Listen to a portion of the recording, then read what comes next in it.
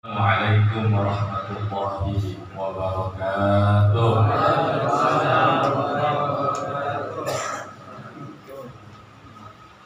Alhamdulillahilladzi faddala Adam bil ilmi wal amal ala jami'il alam. Wassalatu wassalamu ala sayyidina Muhammadin sayyidil arabi wal ajam wa ala alihi wa ashabihi yanabi'il ulumi wal hikam. Amma ba'du, faqad qala Allah ta'ala fi kitabihil karim wa huwa asdaqul qa'ilin. A'udzu billahi minasyaitonir rajim. Bismillahirrahmanirrahim. Wa'budullaha wa la tusyriku bihi syai'an wa bil walidayni ihsana. Shadaqallahul azim. Ma'asyiral muslimin jamaah majelis haul sekaligus tawafufan dimuliakan Allah Subhanahu wa taala, bil khusus bersama kita muliakan kita para Ustaz Haji Abdul Khair, para Ustaz Gatori yang baru saja meninggalkan tempat, guru saya para Ustaz Bahdur Razi, kemudian Ustaz Soleh, Pak RB, Ustaz Gatori, Ustaz Sayani, dan juga terkhusus untuk MC kita Ustaz Amin dan semuanya yang hadir di tempat ini. Mudah-mudahan Allah berikan kesehatan, Allah berikan keberkahan, Allah berikan kelancaran dalam hidupnya, dan juga Allah berikan meningkatnya iman dan kualitas takwanya kepada Allah Subhanahu wa taala. Amin ya rabbal alamin. Hadirin jemaah sekalian yang dimuliakan Allah Subhanahu wa taala, pada malam hari ini kita tawafufan. Jadi saya informasikan bahwa setiap 1 bulan sekali di akhir bulan, setiap malam Selasa, ini Sahibul Musalla Habib Samsudin sudah memberikan fasilitas tempat yang begitu enak, begitu bagus. Sayang kalau tidak diisi, dimanfaatkan untuk mensyiarkan kalimat-kalimat Allah, untuk mensyiarkan agama Allah Subhanahu wa taala. Maka sekarang udah penutupan, cepet banget. Ada yang belum tahu, baru mau ngaji udah tutup. Ya, baru mau ngaji udah tutup. Jadi udah berapa kali? Belum bulan. Tahun belum, amin. Ya. Jadi nanti setelah tawafufan sementara, ini bukan tawafufan ya. Kalau bilang tawafufan artinya berhenti ngajinya. Tapi kalau tawafufan sementara, ngajinya berhenti sementara. Tapi kalau ngomongnya tawafufan, udah bisa ngaji-ngaji, ada berhenti. Ya. Jadi sekarang ditutup tawafufan sementara, maka nanti setelah Lebaran Allah kasih kita kesehatan, mudah-mudahan kita sempatkan waktu kita, luangkan waktu kita untuk mengisi kehidupan kita dengan ketaatan kepada Allah Subhanahu wa taala, utamanya mencari ilmu dalam rangka wasilah kita untuk mencapai ketakwaan kita kepada Allah Subhanahu wa taala. Maka gara-gara ilmu itulah Pak, gara-gara ada majelis ilmu itulah di tempat ini, saking banyaknya Shahibul Musalla atau keluarga besar dari Bapak Samsudin mengikuti majelis-majelis taklim, ilmunya dipakai, ilmunya dimanfaatkan. Sedikit asal dipakai, ilmunya menjadi ilmu yang bermanfaat. Tapi kalau banyak, titelnya banyak beliau, profesor, doktor, MAO, blablabla, banyak itu. Ya. Tapi ada ilmunya itu nggak dipakai, cuma gelar duniawi saja, tetapi untuk gelar akhiratnya sebagaimana ilmu untuk mencari wasilah ketakwaan, bisa mendekatkan diri kepada Allah Subhanahu wa taala, menjauhkan diri kita dari segala maksiat sesuai apa yang dilarang oleh Allah Subhanahu wa taala, maka ilmu itu akan menjadi keberkahan buat dirinya sendiri, bisa buat keluarganya, bisa juga buat orang banyak. Maka alhamdulillah malam hari ini sekaligus kita memperingati haul Buah Haji Zainab ya. Zainab. Wah, milik tulisnya Zainab. Buah Haji Zainab binti Simba. Pada malam hari ini dihaulkan yang ke-6 ya, kalau ke-6 ini oleh keluarga besar dengan harapan apa yang tadi kita baca, zikir, tahlil semuanya disampaikan kepada almarhumah dan diberikan keluasan kuburnya, diberikan roboh dan riyadul jinan. Amin ya rabbal alamin. Ma'asyiral muslimin, jamaah yang dimuliakan Allah Subhanahu wa taala. Dalam rangka haul sebetulnya apa yang harus kita ambil hikmahnya, apa yang harus kita ambil pelajaran, bahwa suatu saat kita pun akan meninggalkan dunia ini. Tidak ada orang yang bisa mengklaim, tidak ada orang yang bisa mengikrarkan dirinya bahwa hidupnya abadi kekal selamanya. Ada nggak? Ada. Sekuat apapun dia, ya, segede apapun dia, pengamanannya juga lengkap, takut sama mati, takut sama corona, ujung-ujungnya pada akhirnya pun akan menemui ajal. Semuanya udah punya takdir masing-masing. Maka kita berharap ketika Allah takdirkan kita mencabut ajal kita, mencabut roh kita, kita berharap kita dalam posisi kebaikan dan ketaatan kepada Allah Subhanahu wa taala. Inilah barangkali kenapa ajal itu paling rahasia. Barangkali kenapa mati itu dirahasiakan. Kalau seandainya mati itu diumumin lebih dulu, wah, semua orang hari ini pada tobat. Saya mau mati besok diumumin, saya mau mati besok mau mati, pasti dia tobat hari itu juga. Ya. Tapi sayangnya mati itu nggak diumumin dulu sama Allah. Cuma Allah kasih tanda-tanda kematian. Cuma Allah kasih tanda-tanda bahwa setiap yang bernyawa akan mengalami yang namanya kematian. Kullu nafsin dha'iqatul maut. Semuanya akan mati. Maka apa yang kita bawa untuk meninggal dunia tidak lain adalah bekal ilmu. Kalau orang sudah berilmu, maka bisa mencari nilai-nilai iman dan takwanya kepada Allah Subhanahu wa taala. Dengan ilmunya itu dia bisa tahu mana yang halal, mana yang haram. Dengan ilmunya itu dia bisa tahu posisinya apa yang harus saya perbuat untuk mencari keridhaan Allah Subhanahu wa taala.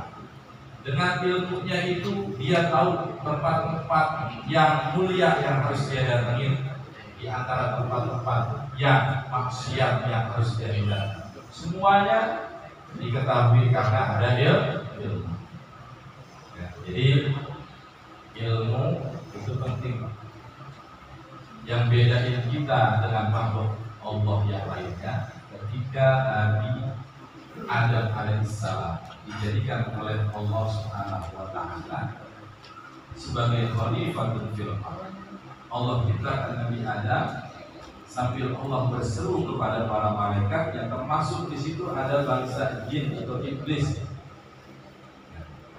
Inni ja'ilun fil ardh khalifah.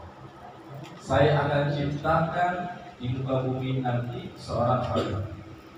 Ternyata khalifah itu adalah sosok manusia yang bernama Adam alaihissalam. Lalu apa yang kemudian Allah istimewakan kepada Nabi Allah Adam alaihissalam? Allah istimewakanlah dengan yang namanya ilmu.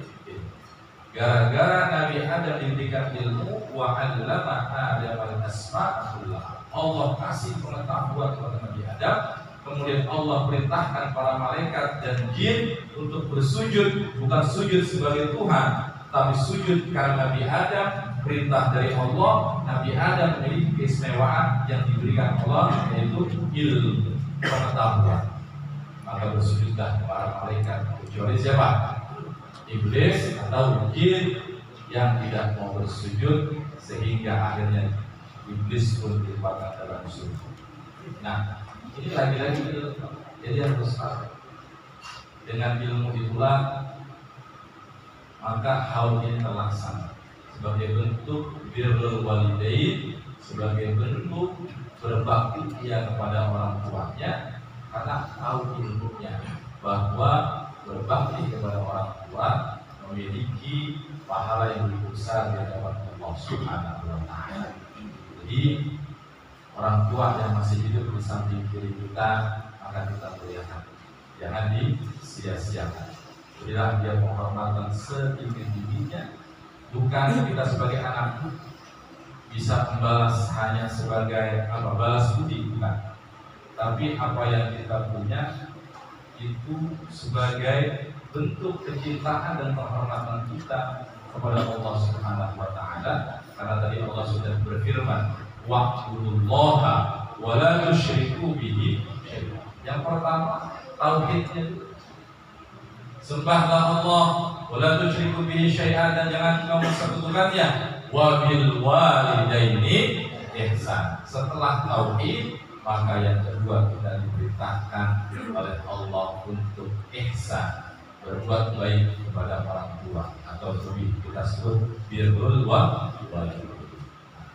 Maka bagi orang tua kita yang sudah meninggal, birrul walidain adalah di antara sesama keluarga, sesama anak, harus kita keluarkan buah rahim saudara. Ya. Ibu punya anak satu dua atau anak yang banyak, itu tetap satu ukun, satu darah dan nggak bisa dipisahkan, ya, karena udah satu darah. Maka di antara saudara-saudara yang lain, kita satu emak satu bapak, ya. Kalau ada perselisihan itu wajar, namanya manusia. Tapi kalau kita melihat kepada birrul walidain kita, sesungguhnya orang tua kita tidak suka dan tidak rela kepada anak-anaknya setelah sepeninggalan orang tua kita, anaknya jadi ibu, anaknya jadi bapak, berbut warisan sama sini. Ini yang diharapkan. Tapi kedepankanlah rasa mahabbah birrul walidain kepada orang, apalagi orang tuanya masih ya. Itu yang pertama. Yang kedua, hikmah yang kita petik dari haul pada malam hari ini adalah bagaimana seorang anak itu bisa berkhidmat, bisa melayani orang tua. Khidmat itu Pak ada 3. Melayani orang tua itu ada 2. Pertama, khidmat binafsi. Khidmat melayani dengan dirinya sendiri. Punya tenaga kita sumbangkan buat khidmat kepada orang. Nah ini kalau bukan anak-anak yang tenaga ya semua nggak akan terlaksana. Yang kedua, khidmat bimali, dengan harta benda. Tenaga udah punya, harta juga punya, dia kumpulin barang-barang saudaranya. Siapa yang punya duit, ayo kita sumbangin buat kedua orang tua, buat engkong kita, buat tua kita. Jadilah secara pelaksanaan pada malam ini itu gara-gara dia khidmat dengan harta. Jadi yang pertama khidmat binafsi, yang kedua khidmat bimalin, yang ketiga apa? Khidmat bi ahli, dengan keluarga, dengan ukhuwah kebersamaan dari keluarganya. Itulah yang tidak lepas dari ajaran Islam, bahwa kita disuruh pegang-pegang betul ukhuwah Islam. Wa'tasimu bihabli, wa'tasimu bihablillahi jami'an wala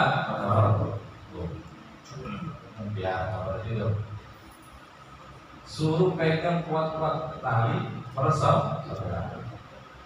Ama orang lain dekat banget, ya. Gampang banget dimintanya. Giliran sama saudara sendiri, romannya susah.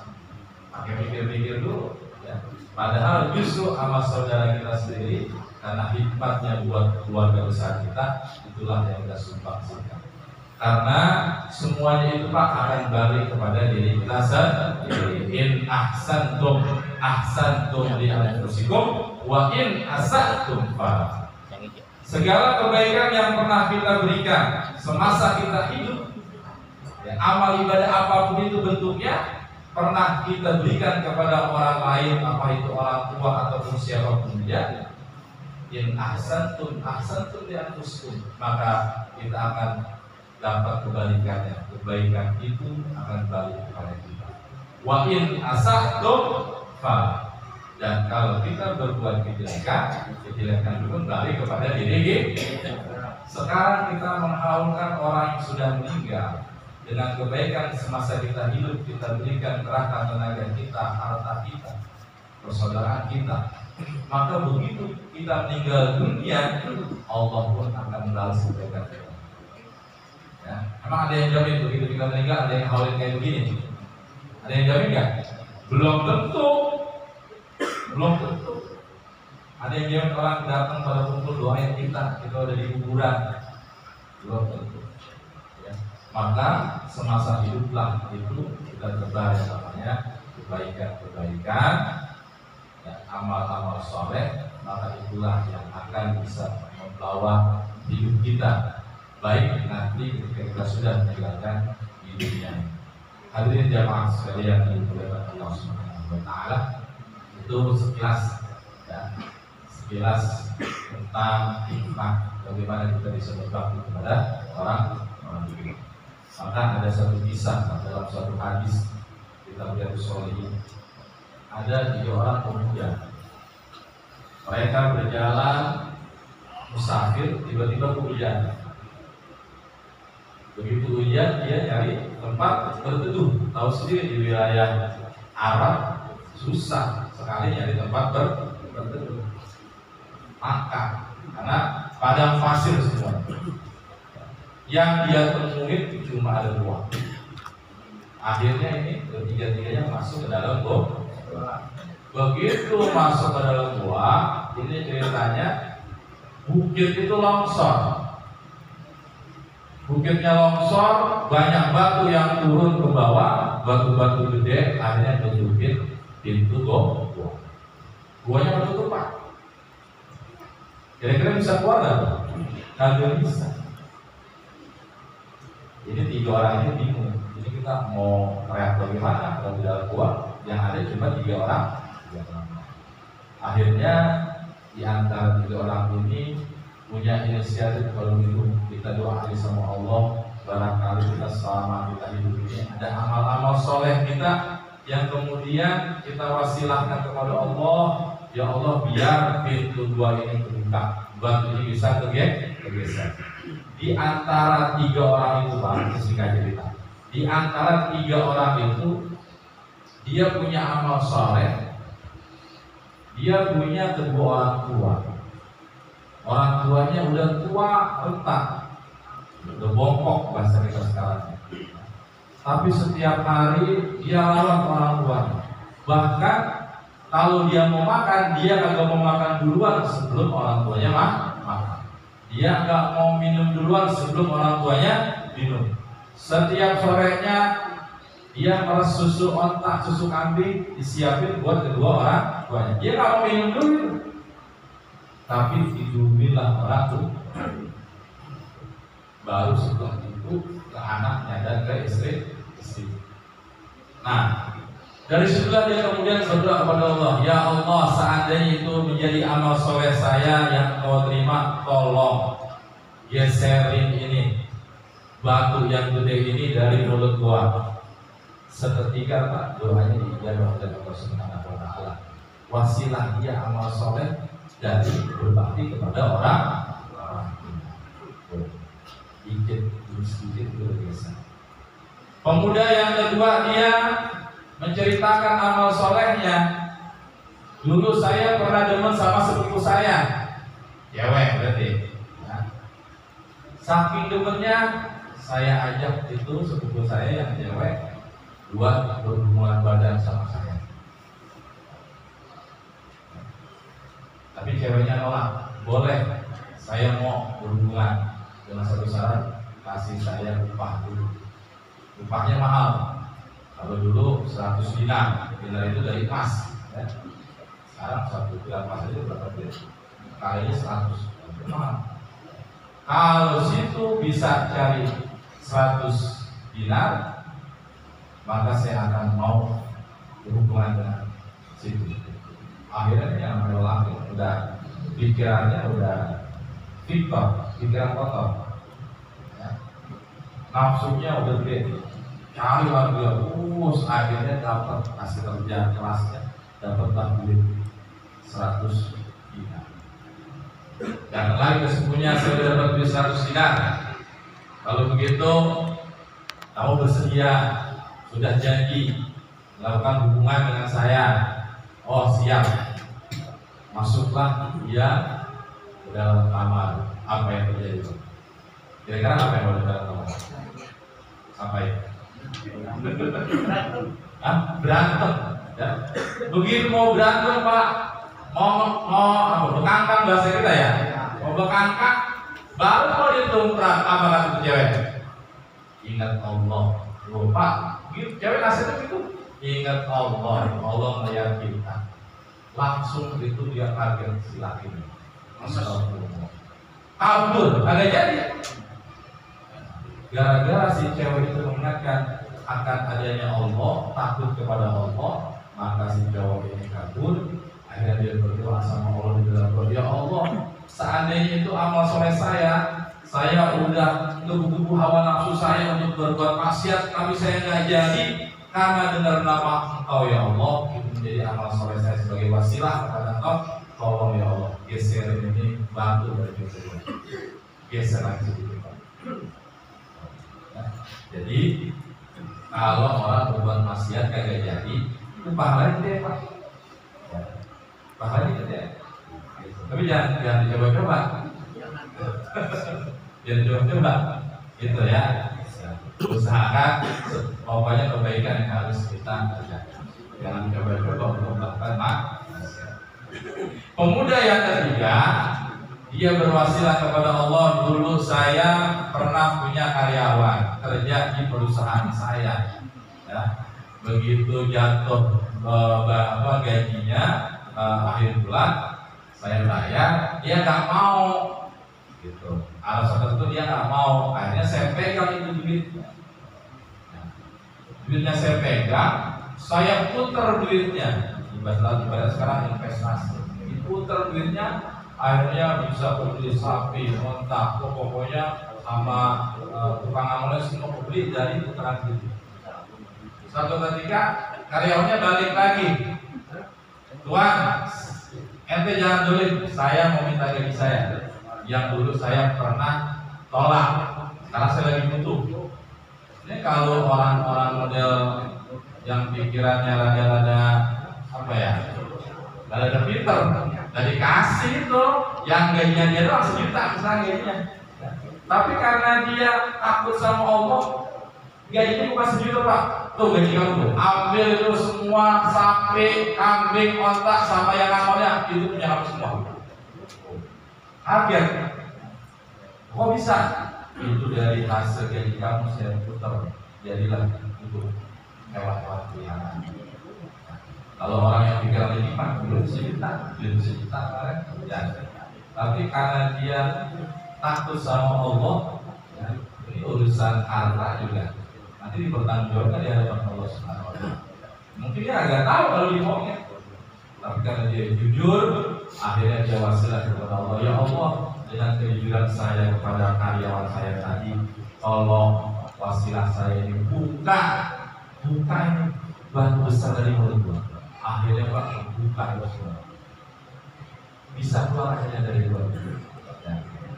Ini menjadi dalil bahwa segala amal soleh yang kita kerjakan bisa menjadi wasilah kita untuk berdoa kepada Allah Subhanahu wa Ta'ala. Jadi banyakin amal soleh, jangan yang amal salah.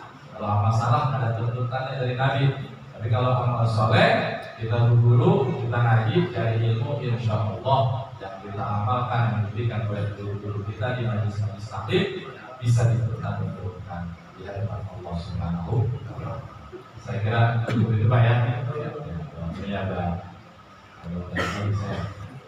Jadi terakhir atas nama keluarga besar di tempat ini saya mohon maaf ya, barangkali ada kata-kata yang kurang sopan ketika saya menyampaikan materi-materi pengajian yang mohon dibuka yang sebesar. Maafin ya Pak. Ya, maafin. Mudah-mudahan kita ketemu lagi di bulan Syawal, bulan yang fitrah, bulan pada suci kembali. Tidak ada dusta di antara kita, tidak ada marah-marah lagi. Besok udah nyambung bulan yang spesial, bulan yang sangat diaguhkan oleh Allah Subhanahu wa Ta'ala. Pesan saya yang masih punya grundel di hati sama saudara, sama sahabat, sama teman, sama siapapun kita, karena kita manusia Pak, pasti ada tidak lepas dari salah dan dosa. Minta maaf ya, biar puasa kita betul-betul imanan wa ihsanan. Beriman kepada Allah, mencari ridha Allah Subhanahu wa Ta'ala. Kalau urusan-urusan sama makhluk aja kita belum kita selesai, bagaimana kita bisa mendapatkan ridha Allah? Bagaimana Nabi disampaikan Nabi itu firlahu ma taqaddama dan bagaimana dosa kita mau diampuni pas puasanya? Orang puasanya masih marah-marahan, ya. Jangan pas lebaran baru maafan, salah. Jadi menjelang puasa justru kita benahi diri kita, hubungan kita kepada Allah dan hubungan kita kepada manusia. Barangkali itu saja. Kurang lebihnya mohon maaf. Al-afwu minkum. Wassalamualaikum warahmatullahi wabarakatuh.